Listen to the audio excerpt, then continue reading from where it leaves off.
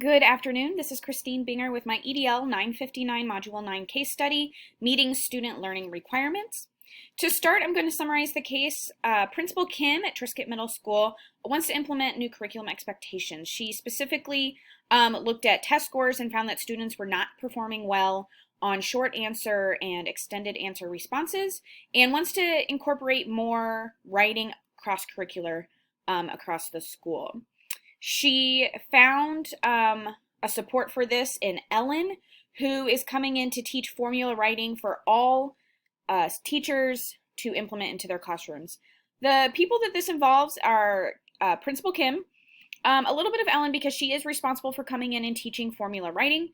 Teachers, students, and parents are also affected by some of these things, so these are the people that are directly involved. So any legal or ethical issues, looking at legal issues, I say it's minimal to no in general. The one thing that concerns me is there's a mention of the current program that's in place. Teachers are not differentiating instruction enough for advanced students, gen ed students, and students that need differentiated instruction, likely due to IEPs and 504. So there might be some legal issues there, but it's hard to say specifically since we cannot see those documents. Ethical issues, I don't see anything major. There's some concern with choosing to implement the formula writing and how Principal Kim goes about it and what she considers and who she talks to. Might be some ethical questions, but it's hard to say off the bat, and this is something that might develop depending on the course of action that's selected. Section 3 is synthesizing exactly what happened. So in a single sentence, Principal Kim is attempting to implement a new writing program to improve student engagement in curriculum due to the focus on wanting diverse backgrounds from students to be incorporated, create a more culturally authentic learning, and improve writing scores on state assessments. The facts: people involved, 650 students with 80 teachers. 65% of those students are on free and reduced lunch. Of that population, 80% are African American, 17% are white, and 3% are other. They also have poor attendance at this school with 25% parent involvement with conferences and back-to-school nights. The place is Triscuit Middle School, which houses 7th and 8th grade students only. This is in Rockford City School District, which is a large metropolitan area. The program we're looking at is the below average test scores due to the current model of a teacher-led lecture as student learning, and wanting to implement the formula writing program across all curriculum in the school. Review and prioritize the information. Could the conflict, the situation, or the decision be damaging to stakeholders or the community? Students would benefit from a more structured approach, so I don't see there being damage. Could there be conflict? Yes, there could be, due to lack of communication, depending on how it's perceived and how it's delivered, this new program. As a result, teachers may feel burned or overwhelmed by these expectations, so there could be some conflict within that. What individuals have an important stake in this outcome? Overall, it's students and teachers would probably be the primary. From that, it would also be parents, school, and the school and district as a whole. Have all relevant stakeholders been consulted? It's unclear. While there are committees and levels to implement formula writing, were they truly consulted before changes were being made? How did those discussions go, and who exactly was involved is the question I would like to know. And what can I learn more about this situation? I would like to know what teachers think of the formula writing, as well as how it was introduced, implemented, and the expectations placed. So like I was saying before, it's kind of unclear because I would like to know those things to better assess how it's going and if everybody was consulted. So do I know enough to make a decision? In short, yes. So to go with that, identifying the options, there are 4 options. There's the first one, which is Directive Control, where the school leader, the Principal Kim, she assigns plans, what's going to take place and how this is going to be implemented. This process has minimal to no teacher autonomy. They're simply being told what to do. Option 2 is the Directive Informational, where school leaders offer a list of options that teachers can choose from. This gives a little bit more autonomy to teachers, but still not complete control in any capacity. Number 3 is Complete Collaboration. Plans are determined by a group of individuals and agreed upon by all. And number 4 is non-directive. Teachers have complete control of the planning process.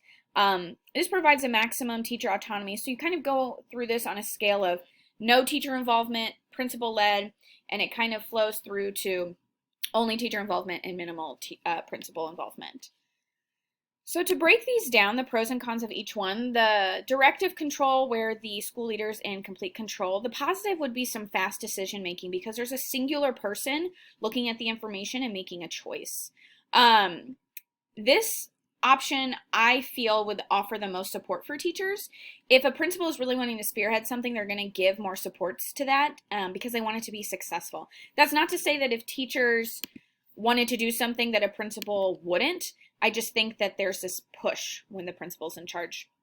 The negative, though, is there's zero teacher input, which could provide a lot of non-compliance or pushback, which could cause some problems for the building as a whole and student learning. For option 2, directive informational, where principals offer options to the teachers that they can choose from, there's a little bit more involvement, though the principal still gets some singular choice. And a teacher opportunity for voice is within that. It's not as fast, but it's still a pretty quick process. But the negatives, the teachers could still feel unheard, depending on the outcome that comes from this, and there is still a large chance for teacher noncompliance or teachers to be unhappy by what is decided. Option 3 is collaborative, where plans are determined by a group of individuals and agreed upon by everybody. This offers way more opportunities for opinions and voices to be heard, and more people are likely to get what they want or at least understand opposing sides much better in this model. However, the negatives, there's still always opportunity for noncompliance if somebody doesn't get what they want. And this is a much longer process. So kind of also depending on when in the school year you're wanting to start this, how much time you have, the resources available, all that is a big piece of this collaborative puzzle for how long that it takes. And option 4 is non-directive, where teachers have control of the planning process and principal isn't as involved with this process, kind of leaving it up to the teachers. For a positive, teachers would have all the control, and likely have more buy-in. There would likely be less non-compliance if teachers get control and therefore they can get what they want. But the principal has no control, which could mean a lack of support for teachers if they are not on board with what they're wanting to achieve and how they're wanting to go about it.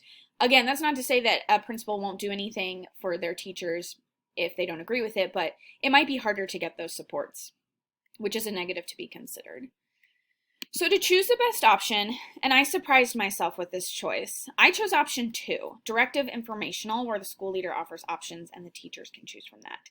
I based this decision off of personal experience. As an English teacher who knows that writing is important and is told day in and day out that I need to find ways to improve that, it's really hard to do when not everybody in the school or even in the department is doing the same thing. I get students all the time that comes from different backgrounds of writing, where teachers tell them exactly what to say, teachers give outlines, or they give nothing at all. It would be so beneficial to have a mainstream system of writing, and even better if it can go cross-curricular and it's not just an English class thing. I also think this provides a more clear directive and goal for the school as a whole when it's cross-curricular that way. This does take some autonomy and different things away from teachers, but again, based on experience, at the end of the day, teachers just want a little bit more directive, and then they can play with it beyond there. I think telling teachers, we want you to follow this format of writing, doesn't mean that you're taking away all autonomy of writing. And I think that's the balance in this choice. So I chose my path, and to do this, I would create a list of options for the teachers that still gear itself towards the model that I'm going for. I would present these options and take in teacher feedback, and based on that feedback and based on best practice and what I think is right, I would make a decision about what method to go with. Now, as far as picking who would be involved, I would definitely start with building leaders, including all department leaders, who can represent their departments in this type of meeting. So thinking about this, what might happen, there could definitely be pushback and noncompliance. I think that's an assumption with this. But I think this is an issue of best practice versus desire. This does not mean that things can't be reevaluated, especially if you set up checkpoints of information in ways that teachers can voice their concerns after they try the model to learn and grow and develop.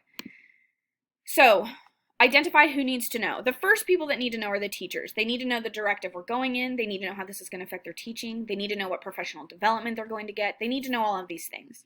Then beyond that is students, because we are completely changing how they're looking at writing and how they're using writing, especially when you think of some subjects such as math. A lot of people don't think you can write in math. You definitely can. Then the next order would be parents, letting them know that there's a change, asking for their support, holding informational opportunities for them to learn about this would be the next tier. Then the district, especially looking at 7th and 8th grade, you're only looking at 2 grades. It would be great if this is something that does work at the middle school, carrying it on through high school, maybe building a vertical alignment with it. So that's when the district would come into play. And then beyond that is the community and how they're incorporated with this diverse community of students and how they can help with this writing process and improving their skills. Like I said, this can all be done through informational meetings and processes of checkpoints. So can you deal with this on your own? Absolutely not. Which is why I think having the buy-in of department leaders and explaining the concerns, but also saying this is what we're going to do. I'm asking you try it and we can come back to the table. And I'm hoping that this can create a trickle-down effect that others will understand, maybe from somebody who feels more like a peer than a superior. Sometimes that works better when you're implementing new things. And what if this plan doesn't work? Obviously, if a plan doesn't work, you go back to the drawing board, you get new feedback and input. But if this plan really doesn't work, and if a large part of it is due to the fact that teachers don't feel like they are heard, then I would switch to option 3 and do collaborative. In this model, I would want to sit with all parties who are invested in this idea, not just department leaders or leaders in the school, and kind of see what they come up with. This would be harder. It would take a lot more time. But it's something that because of those factors, I would want to wait and see what happens after an implementation and then come back to the drawing table with a collaborative approach. So through all of this, I think this would be the best way to implement this type of writing. Again, this comes from personal experience and knowing that as a teacher who has to teach writing, who's never been taught how to teach writing, it would be great to have a directive as an English teacher. So I can only imagine that if a principal were to tell a math teacher that they have to teach writing, a math teacher is going to panic.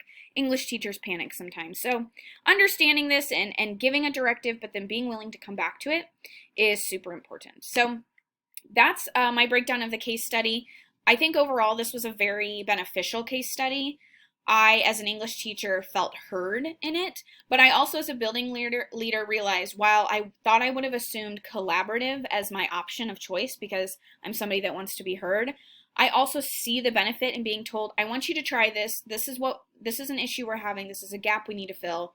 Giving it a shot and then being comfortable to tell my leader, okay, this isn't working. I'm going to tell you why. And I have an idea. I think that's the key in all of this is creating that line of communication, but also if you don't like it, I don't want to just hear what you have to complain about. I want to hear your solution. And so I think creating that environment is a big part of this as well. So thank you. Have a great day.